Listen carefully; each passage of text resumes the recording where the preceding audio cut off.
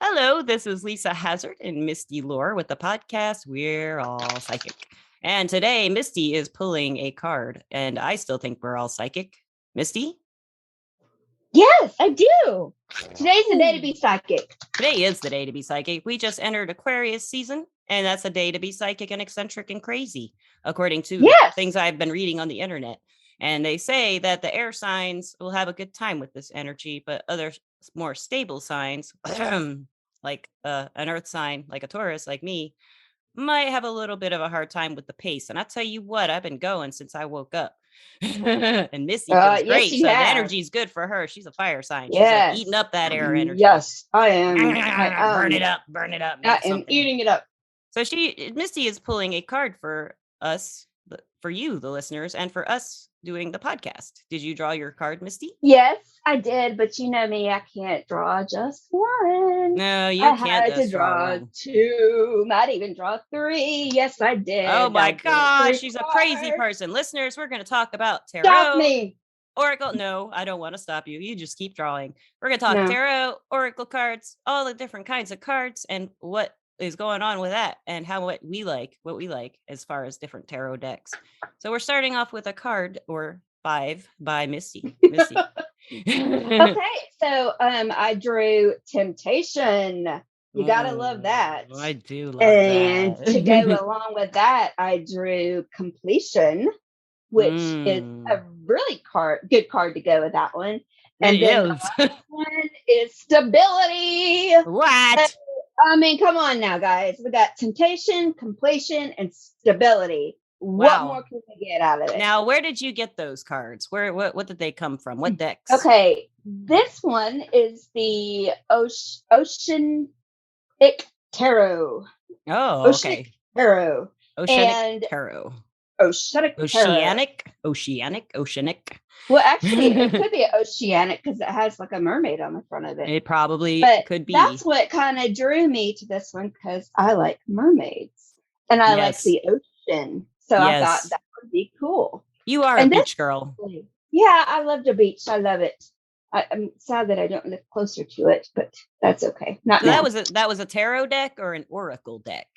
That was actually, it says on here that it is a tarot deck, but it kind of reads like an oracle deck. So I would kind of say it's maybe both.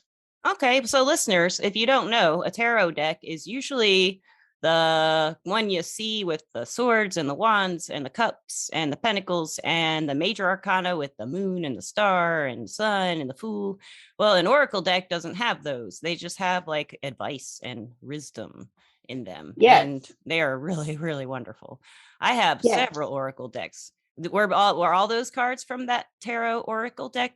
The oceanic? Yes. Oh, okay. Yeah, but you know how I do. Yeah. I like to do different ones. She does do different ones. She does a lot of different ones. So do I. But she likes to pull sometimes, listeners. There's no one way to read a tarot deck, and I highly, highly endorse that too. But Misty just naturally, when she started learning tarot, she was putting different cards from different decks. A lot of people do that, but they didn't. I've never seen anyone just start doing that intuitively. But I haven't watched too many people start reading cards. But Misty just did that. And she can read them really well that way by putting different cards from different oracle decks and tarot decks together to make, and they look pretty too. Yes, I like to make things. I like to, spice it up a little bit.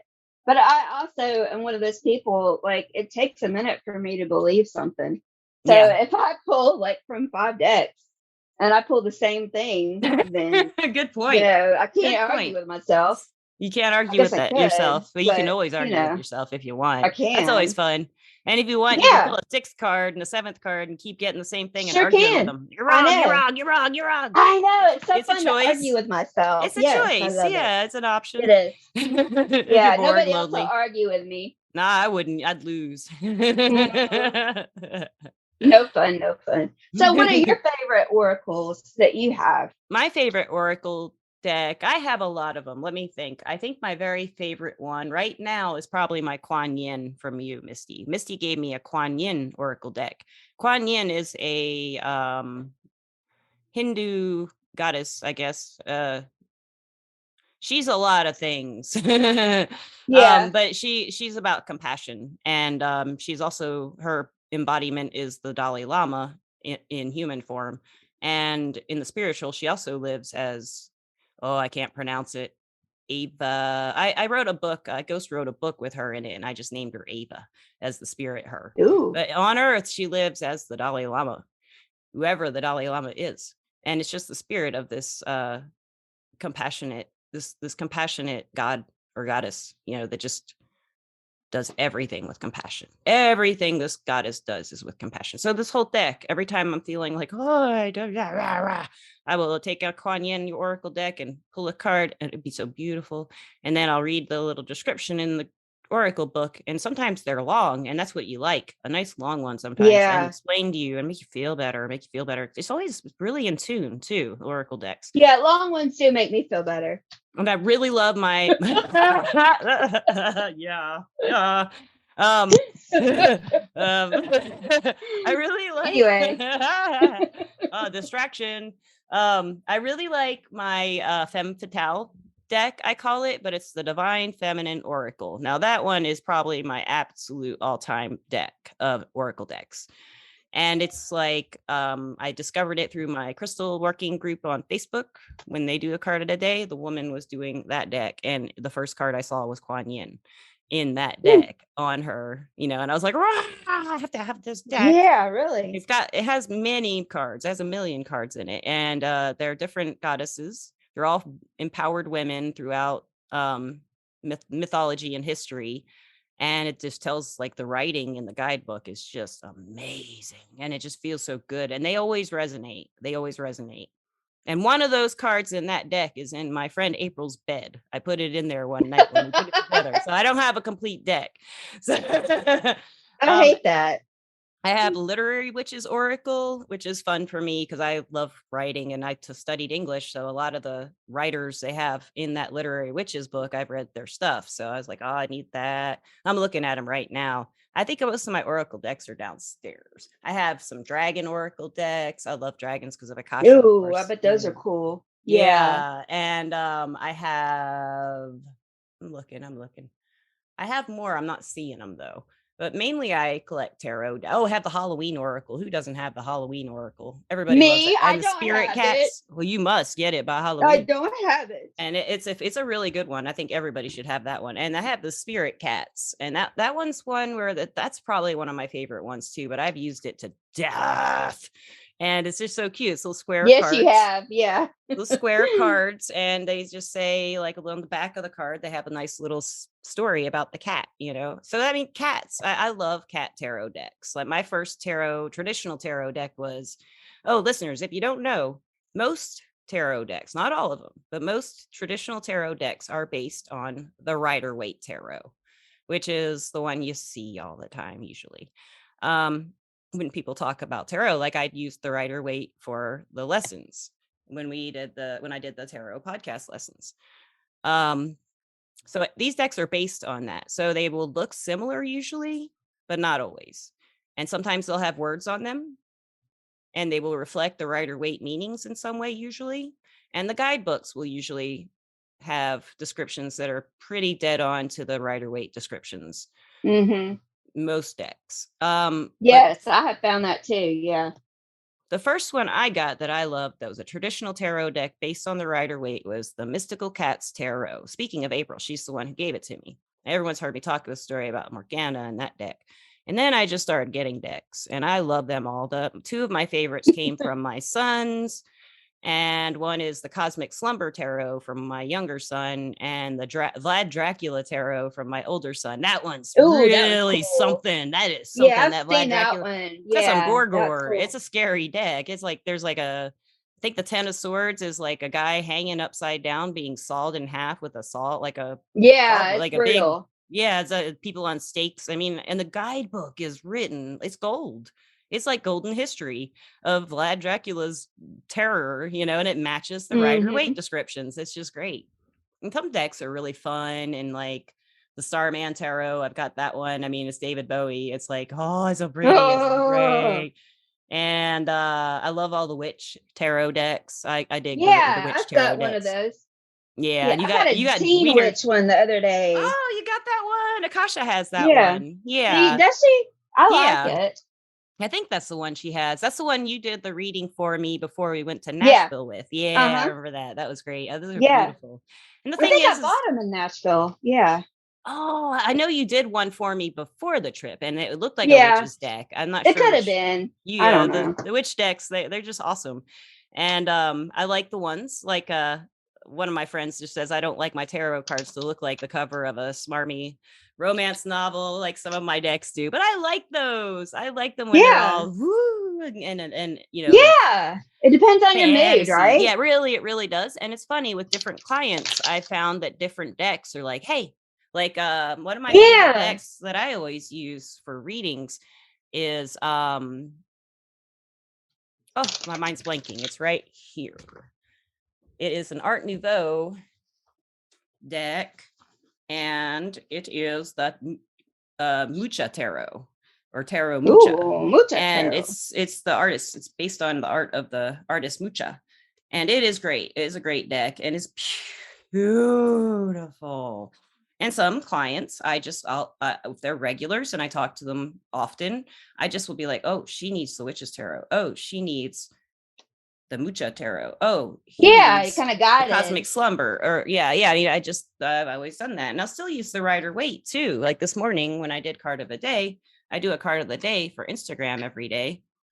And I drew out of the Rider Waite just because I felt like it. Like you said, your mood. Yeah, I know. It's so funny too. But one thing that I will say though is like when you first start out, I think the oracles are a little bit easier to read as far as like your mood and emotion. Yeah. And I started out kind of, with the oracles at first. And then I kind of tried different ones, and I like a good positive deck. And it's funny how like some you can do the reverse meaning and some say no reversed meaning. I'm kind of digging the no reversed kind of thing just because I don't want any negative. None. I don't want That's so true. I just got the most recent deck I got is called the Considerate Cat Tarot, and I have wanted this deck for 3 years. It's a deck that was produced or made for it was made for rescue cats. Some of the proceeds go to paying for rescues and stuff like that. And it's also the woman who made the deck is a foster, so she used actual cats. And like if you got the hardback book, which I did because they had a sale where you got the hardback book, and I haven't. When I finally was going to get it, it's in Canada. You have to like go to Canada to get it, or wait for it to be shipped for 4 years, which is what I did. Wow. I didn't go to Canada. But this deck, it's all upright. I read them all upright. The book's upright. Usually if the guidebook is all upright, I'll read them that way. But most of the time I'll do whatever I want. But this deck was like, Lisa, it's like, we are read upright. We are not read reversed. And I was like, okay, considerate cats. Thank you. That was very considerate for telling me that. Yeah. And it works better that way. Yeah. Yeah. Just I get it. I do. And then sometimes, there is a need for using the reversed. Yeah. I mean, I know everything's not peaches and cream all the time. It just depends, like you said, who I'm reading for and the feeling I'm getting, what I want to pick out, and I go from there. But lately I've just been on a kick where I just don't even want to deal with reversed. Don't blame you. So there's also decks we can talk about the Thoth deck. I think Donna, when we do tarot talks, she pronounces it Thoth. And I keep forgetting to ask her to clarify for me, like if that's like the official way to say it, or if we can say it however we want. I don't know. That's a good one. I don't know either. The Thoth deck was made by Aleister Crowley, and he is an interesting fellow. We'll have to do a podcast about him sometime. Ooh, that would be fun. Kind of empowering for women and sexuality, and just like it's all about like getting what you want and the hard way, and like a lot of different things. It tells it straight. It's a really cool deck. I haven't used mine much because in that deck I sent my friend Matt I think the King of Swords. So that deck's missing a card too. Giving my cards. Yes, I need to keep my cards in my deck, I guess. I don't know. But well, Lisa, so okay, I know that you've got your deck that you're trying to get published right now. Can you tell me like a little bit of why you decided to do your own deck and what cards inspired you for, what cats that you put on it? Can you tell me the background story of it? So yes, Misty, listeners, if you don't know, I'm making a tarot. I have made a tarot deck, and it's shipping on February the 9th to me. I don't want to put a pre-order up because this deck has had a long, hard road in getting created. So I don't want to do that until I actually have the physical decks in my hands, and I have checked, and they look like they are working. And they're like, I gotta see it to believe it. Like, I know. So I just have always loved my cats. I love cats. I love cats. I love cats. If you don't know, I love cats. She's a cat lover. Adore them. I love all animals, but cats just have a special place for me. My Gandalf's over here. His ears. He's got his back to me. He's laying on the floor. He has his ears tilted back, listening to me talk about how much I love a Gandalf. Oh, Gander. Well, Gandalf's going to come visit you now. So, I missed a lot of these cats left my life around the time I started making this tarot deck, or they had left years ago, or I've had cats all my life.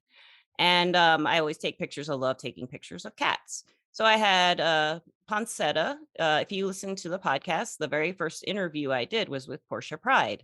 I'm very good friends with her mother, Poncetta, and she gave me a present. And only she and I know what the present is. But it really got me inspired to make a tarot card with my program PixArt on my iPad. And I just made the fool. And I made it with a picture of my cat PETA when he was a kitten. It's just the cutest little face. And I was like, I'm going to do another one. And I did another one. And I did another one. And I was like looking at the Rider-Waite. And then, what I did, listeners, is I just pieced together digitally pictures of cats I've had and made them really kind of, like the Rider-Waite, but with cats and, a lot of colors. And I'm not an artist. So, it's really fun to do something like that. And I finished making all the cards in 2 weeks. Then I went to Office Depot and I had them print the major arcana. And then I had them print the suits as I was making them, because that's the only way I could afford it at that time. So, because I was broke. I was very sick at the time. And all I could do was lay there. So I did that. And long story short, I've had many decks made of this. And I finally found a printer that I thought, I just really felt good about this printer. They're called Shuffled Ink, and they are in Florida. They have made this process so freaking easy. And they are such a delight to work with. So I have a really good feeling about this. I think it's going to work out. I do too. Gotta keep positive. But the reason I made then I wrote the guidebook, and I had named it the Hazard Cats Tarot, but I decided to change the name after going through the separation and divorce. So, because I'm not keeping the name Hazard. It's gonna be different. So that'd be kind of weird for me to call it the Hazard Cats Tarot. And it's more accessible because Kitty Quest Tarot is all the cats, and that's really what it's about, just all cats. Yeah. Cat love. I like it. Cat love. It's like cat love is so real thing. And that's what the deck is trying to really work with. Love, cat love, especially. And cats teaching. I bet you can feel that energy too on these cards. Well, I can, because I know those cats. I mean, I know those cats on those cards. They're like, there's Roxy, there's Aria, there's Morgana, there's Ouija. Yes. There's PETA. But you put so much heart and soul into it. You know what I mean? That it's got to have a lot of love in that deck. It took 2.5 years to finish the guidebook, and I think it was because I couldn't get a good print run, and I really think the deck wasn't ready to be made until I made the separation, because that's when everything just started working. Isn't that funny how life works? So and listeners, if you do listen to the podcast, or you did watch the tarot lessons in the podcast where I did a tarot lesson on doing the spreads, I think it's just called Tarot Lesson Spreads. I had done an advice spread to show you how to do an advice spread. And the question I asked was advice for getting the tarot deck printed. So this was way back. And the first card was the 10 of Cups reversed as a way to look at it. And I couldn't figure that out. I was like, I need more time alone with my husband. I need space. What is it? The cards hadn't found their family, or that the family was going to break up, is what it was saying. The rest of the cards were swords. So and that reading did come true. It's just that I didn't read it correctly, right? So but because I did not see that coming. Misty probably would have read those cards correctly. So that's what I did. Isn't that funny though? Where somebody could read a card and then somebody else can get a total different meaning out of it. And it can be both right. They can be totally Yeah. different meanings and they can both be right. That's your Mm-hmm. intuition. That's the people's individual intuition and looking at the imagery and what they know already and stuff like that. I think that's fascinating, especially because they are both going to be, you know, somehow not related to each other, maybe in the meanings, but they're related to that person and what they needed to hear and what the person who is interpreting the card had to say, you know, how they would say the message. That has a lot to do with it. I think it's fun, yeah. And then you get together and you compare. Yeah. You know what I mean? Like if you're just doing readings for friends, you know, and then you can compare. Like I don't want anybody to tell me anything at first about what's going on. And then I'll do the reading and then they'll be like, well, that makes sense. And then I'm like, okay, well now you can tell me after I've done the reading. And then we'll compare the cards and it just totally tells the story then. And I'm like, yay, that's fun. The tarot and the oracle cards, the tarot especially will tell a story, though. Like you said, though, with the oracle cards, they really get in your feelings. Yes. Explore, like more that the tarot is kind of about the actions, you know, the process, the cycles. But the oracle's about living in those cycles. The oracle, they're about living in those cycles and how to, how to get through the Ten of Swords, you know, how or what you're gonna go through, or what you're gonna go through and what you're experiencing or anything like that. The oracle cards can guide you right through it. And that's what that femme fatale, divine feminine deck has done for me over and over and over. I'll just be crushed and I'll be like, I pull a card and she'll whatever goddess comes out, she'll be perfect. She'll know what to say. Yeah, I can always depend on it. I love it.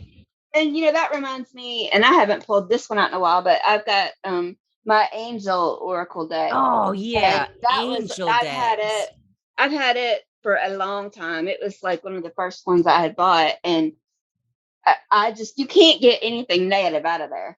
No, you really can't. It's all about getting through stuff, you know, depending on which angel card I draw. You know, it could be any of them, but they're all positive and they all are about a higher power and they're all about love. And I mean, you can't go wrong with that. And love is the reason, right? Yeah, I think it is. I mean, not romantic love necessarily, not platonic, but just like that divine love, that the reason like we keep going, you know. The love for ourselves, the love for life. If we don't have it, we can find it, maybe get it back with an oracle card or a tarot reading. And you're right, Misty, listeners, Misty's really good at this, and I love that she does this for me. Sometimes she'll give me a reading and she won't tell me. And then she'll write it all down and then she'll give it to me what she wrote down. And I will look at that for months to come, you know, she doesn't know that. I haven't told her that before, but the ones you've given me or the ones you've written me on Messenger, especially the ones you've written down on paper, I still have them, you know, I'll look at them and read them back like, ooh. Cause you know, like you've given me some really meaningful, powerful readings that way. And to look back and really absorb, because you pack a lot of information into just a few sentences. As far as, I like to do that. Yeah, and it's like kind of dense, so I have to kind of like go back and be like, oh, wait a minute, this is like a story. It is, you know, like an in-depth story. Yeah, and I love that you do that because, like, I forget readings. I even forget the ones I give, but I forget the ones I get too. A lot of times. Yeah, we all do. I'll tell you one I haven't forgotten though was Melanie's past life reading. That one blew me away. Oh, me too. That reading was me too. Vanity, like good. Yeah. They all ones that stick out. Yeah. I remember that one. I made notes, so that may be why I remember it so well. See, and that's what I did too. The ones that I remember, I made notes on too because I knew they were going to be good. Yeah. So I've got them all scattered, like in a notebook somewhere. But you'll find it and you'll be like, ooh, treasure. You know, listeners can do that too. Like if you're doing a reading and it doesn't have to be rushed or anything, I like to just take my time and go over each card and actually dig into it and find out, you know, what the story is going to be and what it is going to be helpful towards the person in the end. And I find if I write it down, I don't forget anything. And I love to write stuff down anyway, but you know, I can go back and look at it and be like, oh, well, that's really what that meant, or that really did happen, or, you know, whatever. I think it's more meaningful, you know, if you can give somebody a story, you know, of what you're reading as a gift than just the reading. I know, it's really great. Yes, you do it for special, and it's special. I love it. I mean, literally, it's like 4 or 5 pages. Yeah, it's lovely. It's like really thoughtful and just like I can't express how I feel when you've done that. I don't express. I'm just like, ooh, oh, but I love it. I'm so excited inside. I'm like, yeah. I know. Like, I've almost thrown them away before because I forgot to give them to you. They would be in my car or something. I'd be like, oh, yeah, you want this? And Lisa's like, yes, I want it. Like, run away in a corner and eat it. Yeah. She's got it stored under her bed. I have them under my couch, actually, and I'll reach down there and dig and try to find it and pull them out. I believe that. Yeah, I believe that. Everything's in the couch. Oh, yeah. Oh, that's so true. Everything's in the couch.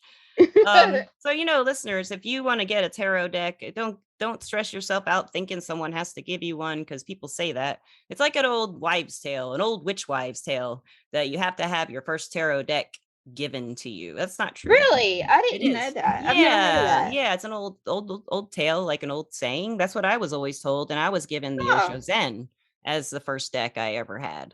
I had other decks, but I couldn't read them. But then the one that was given to me was the first one I could read, actually. Oddly enough. I mean, I had the Moon Garden Tarot. That was an old one. I still have it. No, I don't know what happened. I think I gave it to Spencer. But I had just Tarot de Marseille. I had the Pagan Cats Tarot, but I never used it. I didn't understand. I just didn't get it until like I had the Osho Zen deck. Even I look at those in the Osho Zen. Now, listeners, the Osho Zen is based on the Rider-Waite, but it has words on it and it has different kind of positive interpretations. Yeah. So and it's got a lot more emotion too, doesn't it? I read it my own way. I never really learned how to read it according to the guidebook, but I didn't read reversals in that deck. I never did. I think you can. I mean, of course, you can do whatever you want, but I just always, even if they came up upside down, I'd still read just the word, and the words together all made a story, like you said, like a story about the situation. And it could be the same cards and a different person, and I would feel a different story, because I don't know why. The Osho Zen was like more the intuition talking. But with the tarot, I feel like I'm getting like the ones I use now that I learned the meanings for, and I'm still learning. It's like the rest of my life, I'll be learning meanings for these cards. And I'm thinking I'm making an Oracle deck if this Kitty Quest Tarot goes well. I want to make wouldn't that be Kitty cool? Quest Oracle. Yeah. I've been picking out pictures. Yeah, I've never done. I don't know if I could write an Oracle deck, but I'll think about it. I'll think about it. You could. It would be fun. It would be fun. Yeah. Well, maybe we'll do it. Why not? I have to get another present from Poncetta. Poncetta, holla. Yeah. We need to have her back on the podcast anyway. oh no, Poncetta doesn't want to be on the podcast. We could get Portia back, maybe. Yeah. Portia, that's what I was thinking. Yeah. Poncetta's shy. Poncetta's too shy. But I think our point is, that you can pick whatever kind of card you want to and connect with it. I've had them even fall off the dang shelf at the bookstore. And I'm like, okay, I get it. You're going home with me, and it wasn't one that I was just absolutely wanting, but it grabbed me. It wanted you. So take me home tonight. Yeah. Like we said, the oracles are a little bit easier to read at first, and then you can transition to different ones, or even the Kipper cards, they tell stories too. They really do. Stories. Now the Kipper cards, listeners, I've talked about this before, but they're based on the lenormand. Lenormand is the coolest. I still haven't. Misty gave me my first my only Lenormand deck. Now that's a different kind of tarot. A woman made it up herself. I can't remember her name right now. But it's kind of like you just have like a coffin and a number and a card, a playing card reference, like 8 of spades and dog and house and stars and moon. It just has stuff like that. And numbers and card symbolism. So it does tell a story. You read it left to right, or I'm sorry, right to left. And that's always how I read the tarot. I mean, sometimes I'll do it the other way, but when I look for past, present, future in cards, I usually will read it right to left. Like right is the past and the left is the future. And I think of that in a lot of different ways I do readings. Yeah, I do too. Yeah, and the lenormand does do the right to left, and it tells like a sentence, and you can do the grand tableau with them, where you use all 36 or whatever cards so they have in your particular lenormand deck and lay them out. You can sit there, and I will anyway. I'll sit there and stare at all those cards for a good like 30 minutes, just going down the lines, going up and down, going horizontally, and finding all kinds of stories. It's really fun. Yeah. It is. If you've got time to do it, it's fun. Yeah, I haven't delved as far deep into it as I had been before. I need to do that today. I'm going to do a lenormand reading today, Misty. Me too. I am inspired. Okay. Yeah. And there's also the Tarot de Marseille, which is supposedly, I think it's like an older tarot version, like the older one that we know of than the Rider-Waite system. That's what they based it on. But the Tarot de Marseille is one way you can distinguish it. Most of the time, a deck based on the Tarot de Marseille will have strength and justice switched. So 8 is usually strength, and justice is usually 11 in the Rider-Waite system. Sometimes people change it, but in the Tarot de Marseille, strength is always 11 and justice is always 8. So they switch those two. So that's how you can usually tell. And the actual cards in the minor arcana will look differently than they do in the Rider-Waite. Like the Rider-Waite has pictures. A Tarot de Marseille deck most of the time will have just like the cups or the coins or the swords, like in patterns without any pictures, just the actual suits with symbols just all over, like in a pattern on the card. And some of those you read upside down, some of them you don't, because they look the same. It's really confusing. I haven't gotten that down yet. The meanings are very similar to Rider-Waite, but they're really like the research and the work I've done with Tarot de Marseille, they're kind of outdated in the like they talk about war and famine and stuff like that. We don't. We have war, dark famine, stuff, but like stuff like from the Middle Ages and stuff that doesn't really apply anymore. Kings and feudal systems and stuff like that. And but they have modern. I've been following someone on Instagram who is recreating a more modern Tarot de Marseille deck. And I think they're just updating it some, and I really like what they're doing. I can't think of the person's name right now or the username on Instagram, but what? I want to check into that. Yeah, I follow a lot of people on Instagram who are making tarot decks. I love watching it. And the Intuitive Night Goddess Tarot, that's one I follow, and I have her deck. I'm trying to think who else is. There's just I have this one called Hip Chick Tarot that I got a long time ago. I won it in a contest on Instagram, and cool. She made that deck. I don't know. I haven't seen that one. I'd like to see that one. Yeah, it's cool. I haven't used it that much. I haven't thought about it in a long time. I was going to give it to somebody, but I never saw her again. So, or give her a card out of the deck. Yeah, that's what I need to do. Unusable card, unusable deck. On that note, listeners, I want you to go buy your tarot deck. I'm giving you homework. Buy a tarot deck. Anyone you want. Get on Amazon, get on eBay, go to the store, do whatever you want. You're allowed. You deserve it. Get a tarot deck or an oracle deck. 3 or 4. If they fall off the shelf, you know what Misty said. Yeah. They're coming to you. And I'd like to thank our sponsor, Everclear. Everclear is an advice app where you get your advice from psychics and empaths so you can get the clarity you need to create the life you deserve. And Misty, do you have any last words for the listeners? No, I think that you just about summed it up. Go out there and look and see what's out there, and just pick one thing that interests you. No matter what it be, whatever you're into, I promise there's a tarot deck out there. That will accompany you. I promise. Definitely. All right. That sounds great. I had a lot of fun talking about tarot. I could just keep going, but I feel like we've probably been talking for like an hour, and I'm like, nobody wants to listen to us brag about our decks for an hour. So let's play with their decks. Come on, let's just go. Let's go. Readings. Yeah, we're going to get off here and do some readings. Thank you so much for listening, listeners. I love you, Misty. Thank you so much. And everybody have a wonderful day and night and evening, morning. Peace out. Goodbye. Bye.